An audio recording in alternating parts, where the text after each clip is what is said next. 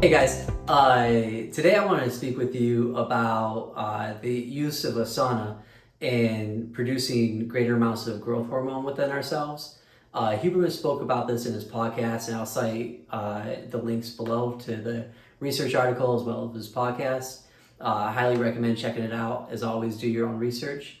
But what they found in the study was that um, 2 hours of sauna time in a temperature range between 180 degrees Fahrenheit to 220 Fahrenheit produce 1,600 times amount of the growth hormone. And I wanted to cite my own personal experience on this because it was pretty profound. I had a torn labrum and a few other issues from a drunk driving, being rear-ended by a drunk driver a couple years ago. And the shoulder issue had lingered for quite some time. Did 3 treatments of PRP. The first one maybe greased the hinge, but the other 2 were just basically worthless. And so for a long time, couldn't do anything. I was still working out, but couldn't increase the weight. It was just always high reps, tried to go hypertrophy, things like that. And after I did this sauna thing, I about 95, 97% better on it. And what I did was just 30 minutes in, 5-minute cool down, 30 minutes in again. I don't remember the temperature, but I know it was at least 180, maybe a little bit higher than that.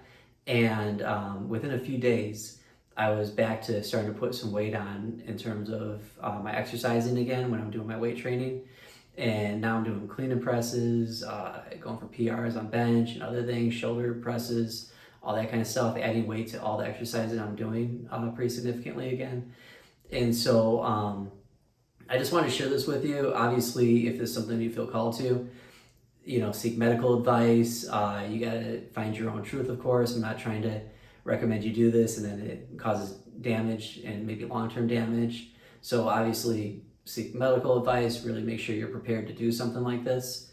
But I found it truly beneficial. The only other thing I would speak on is that Huberman speaks on this as well, where if you do it the first time and you get the 1,600% growth hormone increase, you'll get diminishing returns if you continue to do it too often within the same time period of each other.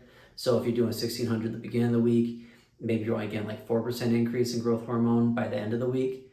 For myself, I do this just pretty sporadically, maybe once or twice a month at the most.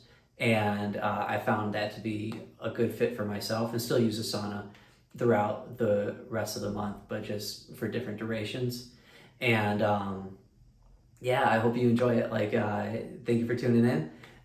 Much love, one God, and look forward to talking to you soon.